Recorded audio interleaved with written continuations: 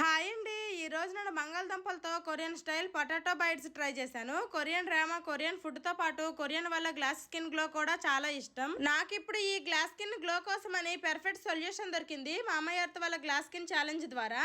నేను ఈ glass skin challenge కోసమని Mamaearth rice water dewy active serum use చేస్తున్నాను. దీంట్లో రైస్ వాటర్ అండ్ 10% నయాసినమైడ్ ఉండడం వల్ల స్కిన్ ని బ్రైట్ గా ఉంచుతుంది అండ్ గ్లాస్ స్కిన్ గ్లో ఇస్తుంది.